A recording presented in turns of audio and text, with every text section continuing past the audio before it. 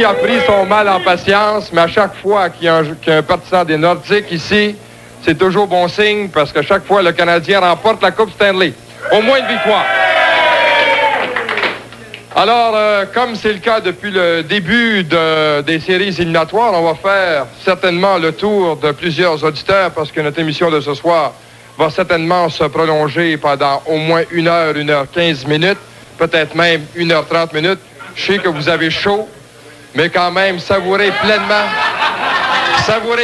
cette conquête de la Coupe Stanley, la première depuis 1979. Et j'ai une petite blague à vous conter. Vous savez, pour le partisan des Nordiques, qu'on va changer la surface au Colisée de Québec. Ça va être une surface en papier glacé, parce que les Nordiques sont beaucoup plus forts sur papier que sur la glace.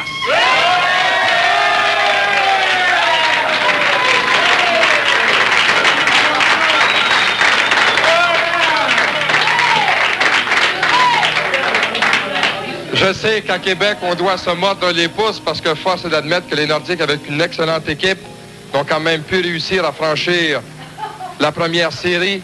C'est un concours de circonstances, mais pour la première fois depuis 1979, alors que les Islanders de New York, de 1980 à 1983, avaient ravi la Coupe Stanley aux Canadiens, ensuite les Oilers d'Edmonton, bien le Canadien qui ravit une autre Coupe Stanley avec une 4e victoire consécutive arrachée au compte de 4-3, devant certainement plus de 17 000 personnes excessivement déçues au Saddledome de Calgary.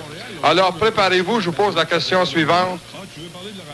Exception faite du coloré journaliste Jacques Beauchamp, qui, lui, je ne sais pas où il avait pris ça, il se trompe tellement dans ses prédictions, il avait dit le Canadien jusqu'à la Coupe Stanley. Alors, je pense que rares étaient ceux qui avaient prédit une victoire du Canadien. Je pense que tout le monde est surpris. Mais quand même, je vais faire le tour pareil, juste pour savoir s'il y en a qui vont être honnêtes. Bonsoir, monsieur. Ouais.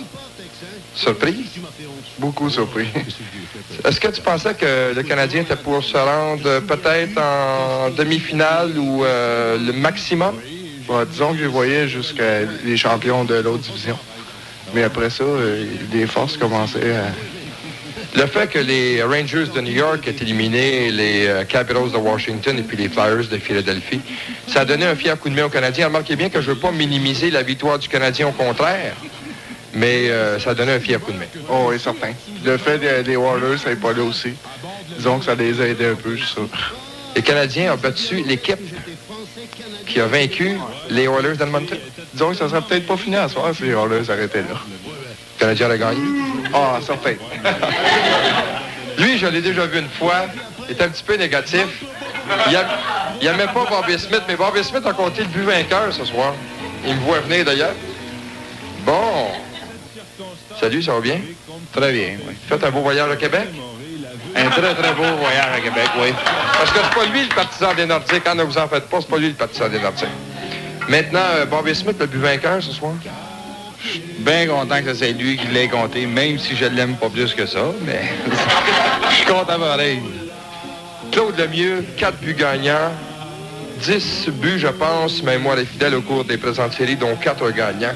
Alors, je pense que la lutte a été chaude entre lui et Patrick Roy pour l'obtention du trophée Conn Smythe. Est-ce que tu trouves ça juste que ce soit Patrick qui l'a mérité? D'un sens, oui, parce que c'est lui qui a joué toute l'année pour ici. Mais Lemieux, il mériterait l'autre petit trophée. Un petit boni de 25 000? Peut-être bien, oui. Comme les autres. C'est sûr. Sûr. Bon. Quand Serge Savard n'a pas bâclé de transaction, c'était le 11 mars, j'étais le premier à dire qu'il venait de se mettre un doigt dans l'œil.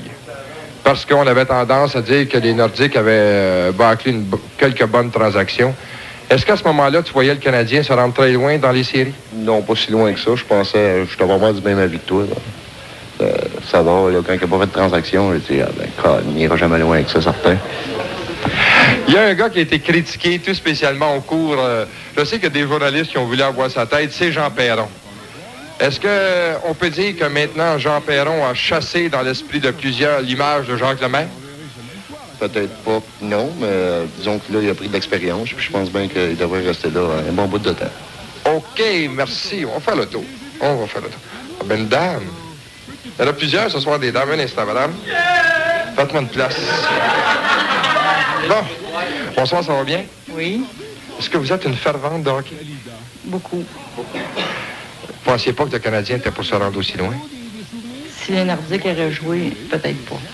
Comment ça? Est-ce que vous êtes une partisane des Nordiques? Non. Vous êtes une partisane du Canadien? Oui, mais je sais que les Canadiens ont beaucoup de difficultés à jouer avec les Nordiques. L'émotivité, ça! Mais vous parlez, madame, de façon très sensée, parce que si les Nordiques avaient affronté le Canadien, remarquez que c'était au tour du Canadien de gagner cette année, si on se fie à ce qui est survenu au cours des dernières séries. Parce que la première fois, les Nordiques l'avaient emporté. Le Canadien, par la suite, on va se souvenir du fameux match du Vendredi Saint. L'année dernière, Québec avait éliminé le Canadien. C'était au tour du Canadien quand même. C'est sûr. Sûr. Bon. Je peux me rendre un petit peu plus loin. Il y en a un qui est venu nous voir 2-3 fois. Bonsoir, monsieur. Bonsoir. Heureux? Heureux comme un roi. C'est sûr.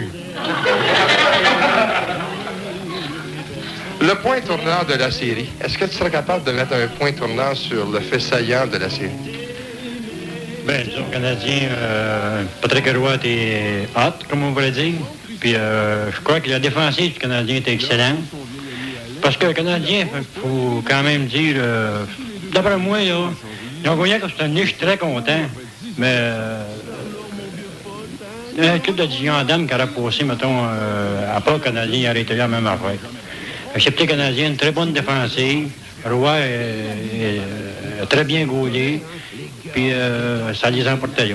Puis après ça, disons que Edmonton se fait éliminer. Puis, parce que moi, d'après moi, le Canadien il aurait besoin d'un gros scoreur pour l'année prochaine. Au moins un, si pas deux. On a lu aujourd'hui qu'un gars comme Larry Robinson pourrait revenir la saison prochaine, peut-être même. Bon.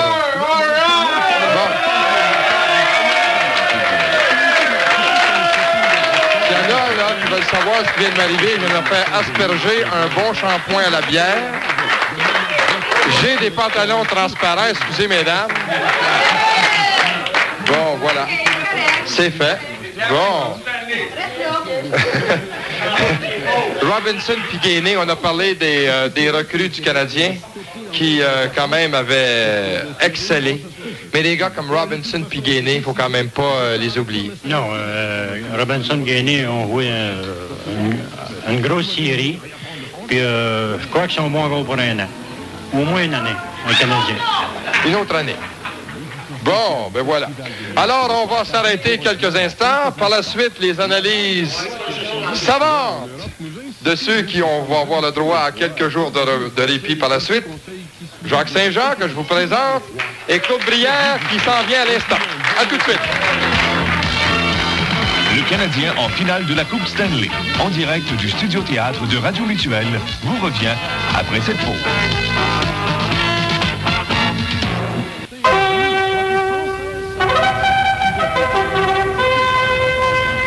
À la 10e à Blue Bonnet, les numéros 3 et 6, Manatix Doctor, Castleton Bove était retiré. Victoire du 1, Laumont Atlas, 7,60, 3 et 30, 2,80. Le 4, le Spartan Global, 4 et 30, 2 et 30. Le 5, Collins Price, 4 et 10, Kinera 1, 4, 12 et 20. Finalement, à la 11e, le retrait des numéros 3 et 5, Star Debbie Halfmere. Victoire du 1, Cahoots, 5 et 30, 3, 40, 2, 80. Le 7, Gontown Mountain, 6, 83 $. Le 2, Travel King, 2, 60. Trifecta, 1, 7, 2. 96 $. C'est tout pour ce soir. Prochain programme demain. Premier départ 13h30. D'ici là, on vous souhaite une excellente fin de soirée. De retour maintenant à Alain Chandelois et à cette édition spéciale de Parlons Sport. Le Canadien en série finale de la Coupe Stanley. Oui, le Canadien qui est maintenant en vacances avec la prestigieuse Coupe Stanley grâce à une victoire, une 4e d'affilée, arraché au compte de 4-3 au Saddledome de Calgary. Les compteurs du Canadien, Gaston Gingras, Brian Scrudlin, Rick Green et le but gagnant Bobby Smith. Les buts de Green et Smith comptés en l'intervalle de 19 secondes seulement en troisième période. Et le trophée Conn Smythe a été attribué à Patrick Roy. Alors, comme c'est toujours le cas à la suite d'un match des séries, nous avons nos deux analystes. Jacques Saint-Jean et Claude Brière. Claude qui était analyste pendant plusieurs séries à la Société Radio-Canada durant les matchs de la finale. Bonsoir Claude. Salut Alain. Bonsoir Jacques. Salut Alain. Alors, Claude Brière, je vais commencer par le doyen un peu. Je vais vous laisser la chance de prendre un petit rafraîchissement. Mais en ce qui concerne Jacques Saint-Jean, je sais, Jacques, et c'est le point que plusieurs vont soulever, que le Canadien a été opportuniste parce que, évidemment, les plus grosses équipes, on pense aux Oilers d'Edmonton, aux Flyers de Philadelphie, même aux Caps de Washington qui ont été sortis, et ce qui a pavé la voie quand même à une victoire du Canadien. Mais le Canadien, quand même, qui a réussi à vaincre toutes les équipes qui sont dressées sur son passage. Ça fait partie du sport, ça, et présentement, on est obligé d'admettre que les émotions ont eu raison de la logique. Or, tantôt, tu te posais la question à bien des personnes, à savoir qu'est-ce qu'avait prévu au début des séries éliminatoires. Pour être honnête, à part de Jacques Beauchamp et de quelques personnes qui ont suivi sporadiquement le hockey, tous ceux qui l'ont suivi cet hiver ne prévoyaient pas que le Canadien pouvait gagner la Coupe Stanley cette année, c'est fait. Ils nous ont prouvé que les statistiques, les équipes sur papier, la stratégie, ça s'efface devant un club avec des tripes, un club qui a du cœur, qui a des émotions, un club qui est discipliné, capable d'efforts exceptionnels, de souffrir pour gagner. Alors, c'est ça qu'ils nous ont prouvé tout simplement, parce que le Canadien, présentement, si on l'analyse sur papier toujours, c'est peut-être une bonne équipe, mais c'est pas dans les meilleures équipes. Mais toutefois, force nous est d'admettre que c'est la meilleure équipe parce qu'ils ont gagné. Le cœur qu'on pense pour le talent, l'équipe championne. Voilà, Claude Brière, le Canadien a gagné 56, 66, 76 et 86. C'était presque écrit dans le livre, mais il y a une chose. Moi, je suis content pour un gars, d'accord, les joueurs, mais un gars qui a traversé, et Claude le connaît très bien également, il est venu nous saluer, il est venu discuter avec nous après le match de jeudi dernier au Forum, c'est Jean Perron. Oui. Et quand tu dis que le Canadien a gagné 56, 66, 76 et 86, ça me fait rire parce que beaucoup de gens qui ont soulevé ce point-là avant le début de la finale ont dit bah, c'est le tour du Canadien, 86. Puis là, j'ai dit oui. Les Rangers, eux autres, c'est fait plus de 40 qui regardent les pages tournées, ils sont pas là. 1940, les Rangers de New York qui attendent, ils disent ça va être notre. Ben là, c'était 40, eux autres, ça va être quand la prochaine fois maintenant, 1940. L'autre chose, avant de parler de Jean Perron, Alain, que le Canadien a gagné, bon, surprise, oui, mais il faut réaliser une chose, et c'est ça qui est l'aspect plaisant du sport pour moi, c'est que c'est facile et c'est plaisant aussi en début de série, on fait des prédictions à gauche, à droite, c'est le fun, Jacques Saint-Jean s'est trompé sur toute la ligne. Et pourtant, c'est un expert, un gars qui étudie, qui analyse et tout ça. De l'autre côté, il y a les amateurs et les partisans qui analysent, puis qui regardent, qui disent « Ah non, Canadien... Je me rappelle, il y avait un auditeur qui avait parlé à Mario Tremblay avant le début de la série contre les Blues de Boston, puis il disait à Mario, je sais pas ce que le Canadien va faire là, il devrait même pas participer aux séries, ils n'ont pas d'affaires là. Et pourtant, c'est cette équipe-là qui gagne la Coupe Stanley. Si on avait eu à jouer le jeu des prédictions, et si le jeu des prédictions était un jeu le fun à jouer, puis si c'était vrai, on ne jouerait pas les séries éliminatoires. Au lieu de jouer jusqu'au 24 mai, on finirait le 6 avril, puis on dirait, il n'y a pas de série. Envoyons la Coupe Stanley à Edmonton, donnons une médaille d'argent aux Flyers de Philadelphie, ils vont se rendre en finale. Donnons une autre petite médaille aux Capitals de Washington et probablement aux Nordiques de Québec qui vont tout sortir dans la division Adams. Mais c'est pas ça, le sport. Le sport, c'est qu'il faut aller sur la patinoire et le jouer. Et Jean Perron, lui, est arrivé contre les Browns de Boston, il a dit, ça va jouer au bras et mon équipe contre les bras. Il n'y aura pas de problème. Il est arrivé contre les Oilers d'Hartford et dit c'est l'équipe qui m'inquiète le plus parce que ce sont des jeunes. Émotivement, ils sont rendus exactement où ils voulaient se rendre. Ron Francis, il n'avait plus rien à prouver. Il venait d'éliminer les Nordiques en 3. Ensuite, il est arrivé contre les Rangers de New York et là, la porte était ouverte. Et là, Perron, honnête, savait qu'il ne pouvait pas cacher que la Coupe Stanley arrivait. Et là, il a dit, les Rangers de New York ont défait 2 grosses équipes, Washington, Philadelphie, mais il dit, il me semble qu'on a l'équipe pour les battre, ça n'a pas été long, en 5. Il est arrivé contre les Flames de Calgary, il dit, cette équipe-là a battu Edmonton, mais c'est vrai que leur jeu en attaque massive marche fort aux Flames de Calgary, mais il dit, nous autres, c'est pas les Blues de Saint-Louis, on va les arrêter. Et effectivement, le jeu en attaque massive des Flames de Calgary a été complètement contré, sauf à une occasion, et ça a réglé le cas. Et Perron, au tout début de la saison, Alain, savait exactement où il allait. Il avait oublié une chose, Jean Perron, quand il a accepté au mois de juillet. Jacques Saint-Jean est là pour vous le prouver. Il avait oublié, lui, Jean Perron. Il dit, oui, je veux prendre la place de la match, je suis prêt, il n'y a pas de problème. Il arrive au camp d'entraînement, premier match hors concours, il est en arrêt du bain, il dit, Ça fait 4 ans qu'il n'avait pas été en arrière d'un banc, Jean Perron. 4 ans à regarder les matchs de hockey d'en haut, comme nous autres, à la galerie de presse, ou comme vous autres dans les gradins, ou comme le public à la télévision. Et là, il dit, oh, ça passe vite, puis ces changements de ligne n'étaient pas là. Il a manqué de confiance. Les joueurs lui ont manqué de confiance, lui ont manqué de respect. Ça s'est rétabli. Il était bien entouré. Il était bien entouré en haut. Il était bien entouré sur la glace avec 2 gars. Gainey et Le capitaine, Gainey et Robinson. Et ces 2 gars-là, dans la longue séquence au mois de mars où ça allait le plus mal, on dit à Jean, comme ça, on va parler aux joueurs. Et là, Gainey a fait son speech. Et là, ça s'est mis à fonctionner. Et là, ils ont remporté la Coupe Stanley. Mais Claude, il y a une chose, et Jacques également, il faut se rendre à l'évidence, c'est que le Canadien a été en tête de la division Adams pendant les 3 quarts, presque même les 4/5e du calendrier.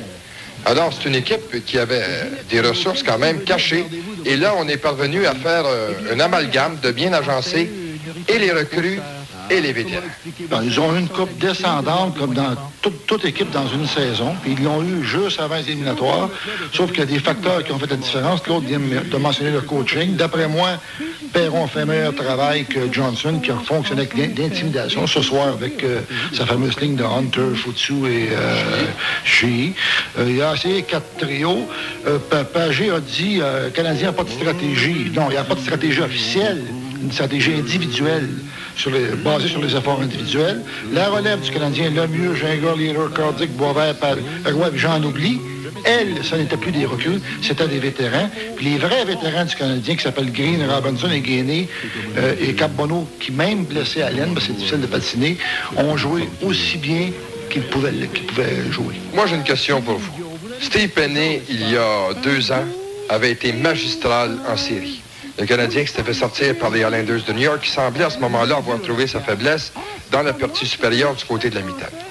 Et plusieurs ont dit, bien, c'est un feu de paille. Effectivement, Steve Penney, l'année dernière, a bien fait, mais s'il avait été à la hauteur de la situation, le Canadien aurait pu éliminer Québec.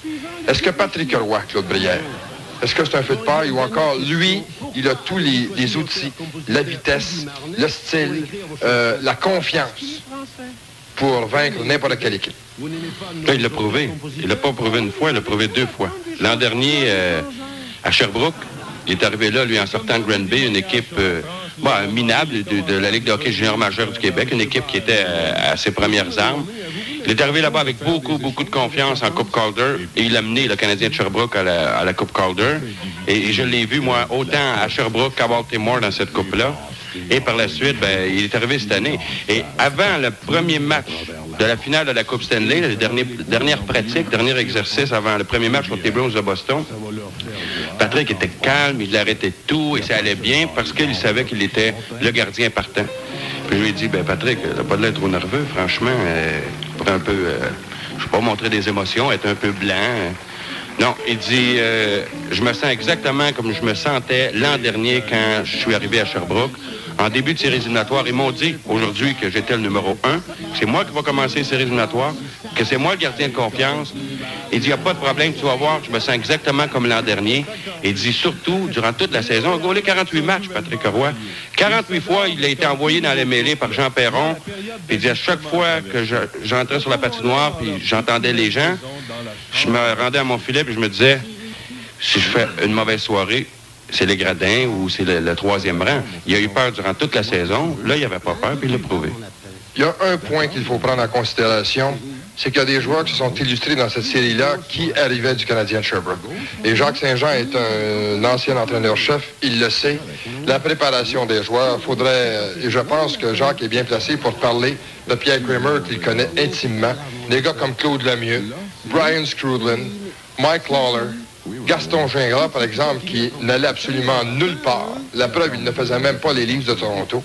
Alors, un club-école dirigé par un gars qui, quand même, est compréhensif, sévère mais compréhensif, ça n'a pas apporté une nouvelle dimension au club de hockey canadien pour la préparation de ces jeunes-là? Je dirais pas que c'est exactement ça qui s'est produit. C'est que l'an passé, la plupart des joueurs que tu viens de me nommer ont joué le même style de jeu qu'ils ont joué de Perron en éliminatoire cette année. C'est des joueurs qui étaient négligés des parieurs, qu'on se rappelle Sherbrooke l'an passé vers la fin, et puis qui ont connu ce que c'était que de lutter. Fait que c'était pas nouveau pour eux cette année. Kramer a très bien travaillé l'an passé, mais Perron a travaillé dans le même sens. Alors c'est ça, avoir une école, une philosophie dans une organisation. Si le club qui développe dans le même sens, quand les gars montent en haut, c'est facile. Claude, je pense que c'est une question assez difficile. Il y a des journalistes qui ont cherché à avoir la tête de Jean Perron qui l'ont, en langage de sport, second-guessé toute l'année. Et puis, c'est dommage, mais c'est arrivé. Est-ce que tu trouves pas, par ailleurs, qu'un gars comme Jean Perron a su mater à peu près tout ce qui se passait autour de lui après la première victoire du Canadien en série contre les Bruins de Boston? Ouais, il y a eu les journalistes contre lui, Perron, une bonne partie de la saison. Il faut dire aussi que, et parce que ça m'est arrivé de voyager avec l'équipe, pas cette année, mais dans le temps aussi où Bowman était contesté. Je pense que c'était plus le fun quand Bowman était contesté que quand Jean, parce que Jean, on avait un penchant pour lui. Dans le temps de Bowman, on n'en avait pas. Cette année, quand les journalistes ont fait des sorties contre Jean Perron, je ne sais pas d'excuser les journalistes qui l'ont bardassé à gauche et à droite, c'est qu'il y avait des filles des joueurs. Les joueurs, à ce moment-là, dans l'avion, après un match ou après une défaite, disaient « Comment tu veux qu'on gagne quand, en prolongation, par exemple, on retrouve toujours Gainey, Carbonneau et Nyland? » Le trio de Gainey, Carbonneau et Nyland, ça a été contesté parmi les joueurs, l'emploi de ce trio-là en début de prolongation durant la saison. Et à ce moment-là, il y a eu visiblement beaucoup de meetings. On a vu en fin de saison. Et à partir du moment où Jean Perron a mis carte sur table avec les joueurs, et que les joueurs ont fait comprendre à Perron que ce serait peut-être en utilisant un autre trio. C'est peut-être celui de Lemieux, Scroodlin et Richer. C'est celui-là qui a commencé le bal en séries éliminatoires. Mais là, Perron s'est remis. L'autre façon, c'est que Perron, au niveau média, il est difficile au niveau des journalistes parce qu'il place ses exercices à 16 h l'après-midi, alors qu'habituellement, c'était midi. Alors, les journalistes avaient plus le temps de faire leur travail avant que maintenant. Mais Perron, lui, a décidé que 16 h, c'était la meilleure heure. Il y en a qui m'ont dit que des journalistes qui ont second-guessé, comme l'a vu l'expression populaire, m'ont dit que le Canadien s'était transformé lorsque Jacques Lemaire a pris Jean Perron et lui a fait part de sa philosophie au niveau de la défensive. Est-ce que vous y croyez? Je vous pose la question à vous deux, oui ou non? Jacques. Sans diminuer Jacques Lemaire, pour qui j'ai beaucoup d'admiration, là, Perron était de calibre à diriger immédiatement cette année. Il y avait un bagage de connaissances, il y avait aussi une expérience. Or, on ne peut pas comparer les deux équipes, celle que Lemaire a dirigée, celle que Perron a dirigée. On oublie trop facilement qu'en début de saison, il y avait 9 recrues. Avec 9 recrues, avant de créer de l'homogénéité, avant d'établir un dialogue, avant d'établir une confiance, Claude mentionnait qu'il y a eu des meetings, là. En début de saison, si Perron avait fait des meetings avec ses vétérans qui avaient gagné des Coupes Stanley, il ne l'aurait même pas écouté. Il fallait attendre puis passer par là. Comme n'importe quel patron qui arrive dans une entreprise, il fallait qu'il développe la confiance. Et puis là, il vient de mettre, comme dirait Patrick Roy, la série sur le Sunday, là, la confiance, il l'a pour l'an prochain, il n'y a plus de problème. Claude? Dans le cas de Perron, moi, je pense qu'il avait les connaissances, sauf que ces connaissances, il les avait pas testées au niveau professionnel. Et au moment, ça lui a pris une bonne partie dans la saison, mais l'équipe gagnait, l'équipe allait bien. C'est quand le Canadien a décidé, après le match du 17 mars, et je reviens souvent, c'était le match contre les Nordiques de Québec, le dernier de la saison, et ça fait passer les Nordiques au championnat de la division Adams. Et là, les gars, Guy Carbonneau l'a avoué publiquement, il a dit, à partir de ce moment-là, on s'est dit, aussi bien, puis surtout qu'après, durant ce match-là, Mario Tremblay a été blessé, et c'est à partir de là qu'il n'a plus joué. Les gars se sont dit, non, on n'est pas pour aller se faire blesser, on va attendre en séries éliminatoires, et tout s'est replacé graduellement. Même s'il perdait des matchs, Perron, lui, il dormait plus. Mais les joueurs savaient que, tranquillement, ils avaient confiance qu'ils pourraient revenir et pourraient prouver ce qu'ils ont fait, ce qu'ils ont finalisé ce soir. Pas contre Perron, mais Jean, lui, s'en faisait beaucoup trop. Il aurait dû, à ce moment-là, dire, OK, on va prendre le temps que ça va prendre, on va prendre les matchs que ça va nous prendre pour replacer tout le monde à sa bonne place et y aller. Il a été chanceux aussi, Perron, d'avoir la réserve. Quand on parle de Sherbrooke avec Kramer, c'est qu'avec à 90 000, une équipe école, quand Lucien Deblois s'est mis à ne plus fonctionner au goût de Jean Perron, il est allé chercher Claude Lemieux. Quand Dallin n'a plus fonctionné, il y a eu David Maillet qui est arrivé. Et si jamais il y avait eu un défenseur, le Gaston a pris la position à la place de Svoboda, qui lui fonctionnait plus. Si jamais Gaston n'avait pas été là au cours des séries éliminatoires, bien Sandelin est arrivé. À ce moment-là, je veux dire, ça aide Perron, ça. Est-ce qu'on peut dire que c'est l'une des Coupes Stanley les plus inattendues de l'histoire? Ouais, il y a eu en 67 les Maple Leafs de Toronto. Oui. Ils avaient terminé 4e avant l'expansion et avaient éliminé le Canadien en 6, je pense. Et depuis ce temps-là, il me semble que c'était prévisible. 71, Claude, si Dryden ne fait pas des miracles, c'était un peu inattendu à ce moment-là. Oui. Celle-là aussi. Les Bruins de Boston étaient tellement trop forts. Alors, on va s'arrêter quelques instants. Évidemment, au retour, vos questions à nos deux analystes, Jacques Saint-Jean et Claude Brière. Je vous souligne la victoire du Canadien, qui remporte la prestigieuse Coupe Stanley pour la 23e fois de son histoire. À tout de suite.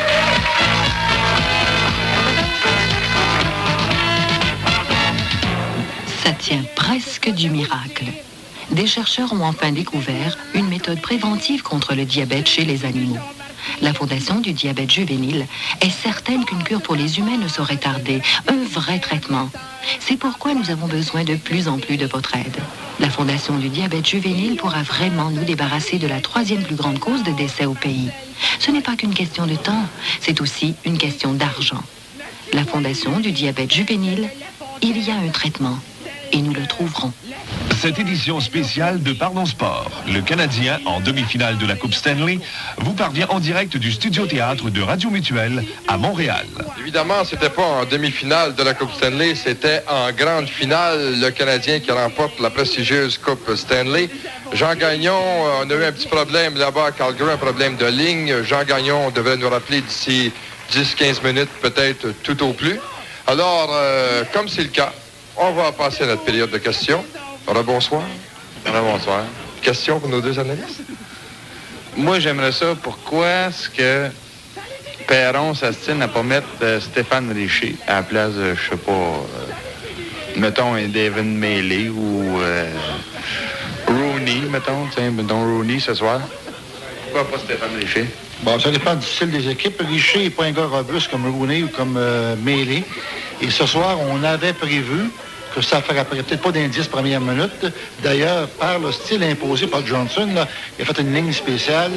Je ne pense pas que Richer aurait bien tiré son épingle du jeu. Contre une autre équipe comme les Oilers, on y serait probablement allé avec Richer. Claude, pour Steve Rooney, il fallait qu'il l'embarque parce qu'il n'a pas disputé, je pense, 40 matchs cette saison. Et Jean Perron, quand même, a fait preuve d'un peu de sentiment en l'envoyant pour le dernier match. Ce soir, c'était peut-être pas le dernier match, mais pour qu'il ait son nom sur la Coupe Stanley.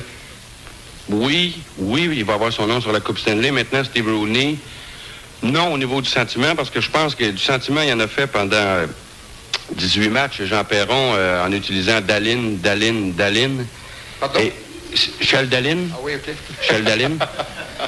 Et Dallin lui a donné un gros but l'autre soir, mais il reste qu'il y en avait fait beaucoup de sentiments à ce moment-là.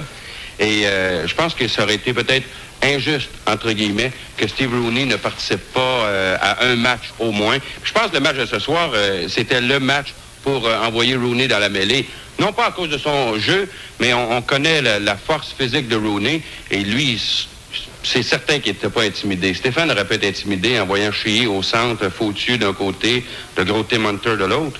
Mais Rooney, lui, ça ne l'inquiétait pas. Bonsoir, monsieur. Bonsoir. Question? Oui, on parle bien des Canadiens, mais je me demande, moi, c'était quoi le but de Johnson ce soir, d'y aller avec Nick Fautu, au lieu d'un gars, par exemple, comme Brett Hull, qui a bien fait dans les deux parties qu'il a joué? Parce que M. Johnson, même s'ils ne l'ont pas admis, lui aussi était fatigué depuis le début des séries. Il s'est souvenu qu'en la première partie, il y avait eu du succès avec Fautu et ces gars-là sur la glace. Mais c'est pas à cause de ça qu'il y avait eu du succès. Parce que le Canadien avait été arrêté 6 jours, il y avait l'altitude et tout ça. Et il a pensé à soir, là, parce que des fois, un coach, bien sûr, ça se résonne, mais des fois, ils ont des feelings, là, des sensations. Puis il a pensé qu'il y aurait le même succès. Je suis à peu près certain. Puis il a manqué son coup. Claude, dans le cas de Fautu, moi, ça m'a pas surpris parce que je pense que Johnson, dans un sens, comme dit Jacques, probablement parce qu'il était fatigué, devait penser, lui, qu'il devait donner suite un peu à ce qui s'est passé à la fin du match. Et en envoyant le gros trio qu'on a nommé tantôt sur la patinoire, ça voulait dire à ses joueurs et aux joueurs du Canadien, tenez-vous bien, ça va être un match où on va utiliser tout ce qu'on a. Ça, c'est d'une part. D'autre part, il n'y aura pas beaucoup de choix avec Fautu. Oui, il aurait pu embarquer Brett Hull, mais il y a une question de fatigue et de blessure. Bozek a marqué deux gros buts ce soir.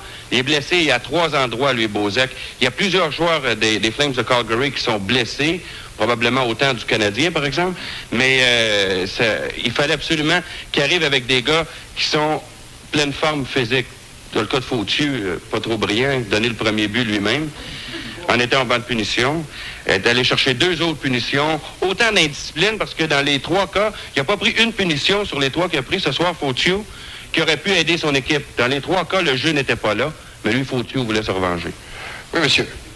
Oui, moi, je voudrais poser une question en voulant savoir pourquoi Bob Johnson est allé avec une recrue devant le filet sur un match sans lendemain